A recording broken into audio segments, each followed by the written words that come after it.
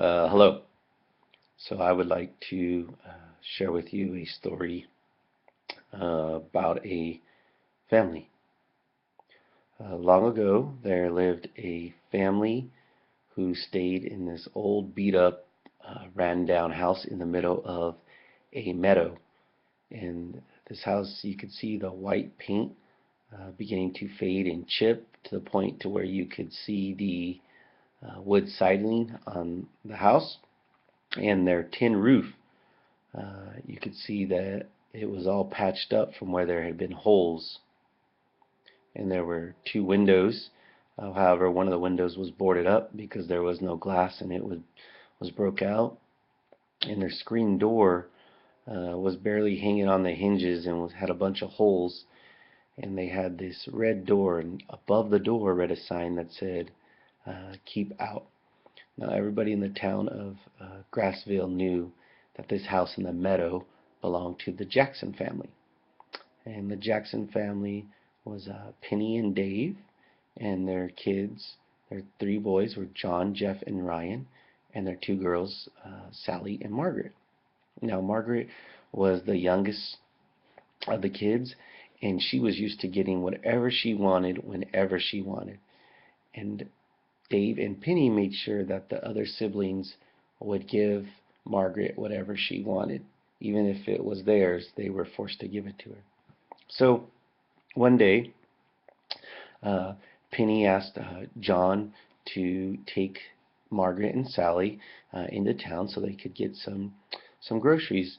So on their way into town, they pass some shoes, and John makes the comment that they look like some ugly boots, and Sally agreed, and Margaret just kind of said okay, and they went into town and didn't think anything of it.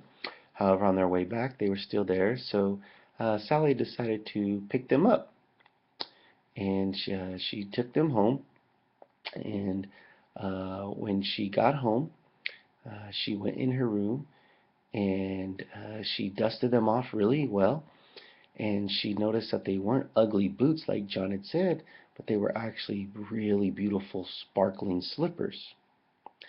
And so she was really excited that she had a pair of sparkling slippers. The only problem was that one was red and one was purple, and she didn't understand why this happened. And so she put them on and wore them around the house. Well, Margaret saw her wearing these new slippers, and she wanted them. And so she cried and threw a fit. And so Penny and Dave made Sally give Margaret the slippers. Even though they were too big for her, she still wanted them, and she would wear them around the house, and she would go and do things in them. Until one day she felt what she thought was a bug crawling on her, and she stepped on her foot, and when she did that, the slippers sparked, and it freaked her out. And so she went running to give the slippers back to her sister, and she noticed her sister was gone. So she went running to find her brother, and he was gone. And she went running around the house, and she realized that nobody was there. And so she didn't know what to do. So she tried banging her slippers together again and again, and nothing happened. The spark did not happen. So she started to freak out, and she went running into town to try to find somebody to help her. But everybody knew the reputation that the Jacksons had, so nobody wanted to help poor little Margaret. So she didn't know what to do. So she came across the old uh, ironsmith who blacksmith, sorry, who um, wanted to buy the slippers from her because he saw that they were really pretty. But she really didn't want to sell the slippers. She just wanted her family back. So the blacksmith told her that if she gave him the slippers, that he would bang them together and that her family would be back in her house. So she agreed to give the blacksmith the slippers so she could have her family back. But the blacksmith knew that these were some special slippers, and he had heard stories about them. And he tricked her into giving him the slippers, and he was not going to bang them together. So she went running back to her house, thinking that the blacksmith had banged the slippers together and her family would be there. And when she got there, her family still was not there. So she goes back to town looking for this blacksmith, and he's nowhere to be found. So she doesn't know what to do. She's scared, and she's all alone, and nobody wants to help her because of her family. So she goes and finds her friend, the talking old lady who crochets in her rocking chair. And this old lady tells her that this blacksmith is not really a blacksmith at all.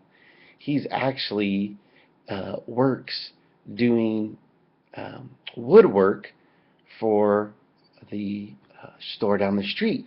So she goes to the store down the street and finds this guy. And she tells him that she really needs her family back and would really like the slippers. And he tells her that he had sold them for a lot of money. So now she doesn't know what to do since her family's not there, and he got rid of the slippers. And she tells him, please, I'll do anything, do anything. And so he agrees that he will get the slippers back from her if that once he gives them to her, she will come and work for him. So she agrees, and he goes and gets the slippers and gives them back to her. So she goes running home with the slippers and stomps them together, and again nothing happens, and she's starting to get worried. She doesn't know where her family is. She was regretting that she had asked her sister for these slippers and that they ever picked them up, and she tries it again one more time, and still nothing. And then she looks down and realizes that she has the red on the left and the purple on the right, but it's actually supposed to be the other way around. So then she switches the shoes and taps them together, and the big spark happens again, but her family still's not there. So she tries it one more time, and they all come back, and she doesn't know how to tell them that they were gone, and they didn't even know that they were gone. They act like they weren't even there.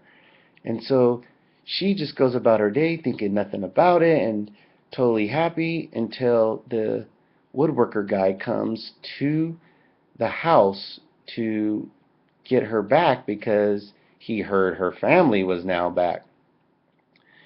And she was not looking forward to this. And then she went to be with this woodworker and woke up. Went to be with this woodworker and worked with him and did what he was told her to do, and she was Mr. Family, and she said it was a crazy night, and she would never do magic again and never hit these slippers again.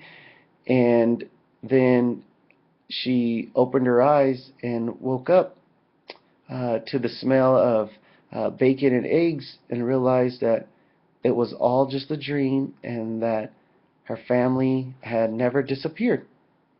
So that is my story. Thank you for watching, and I would just like to say, this was a fun exercise.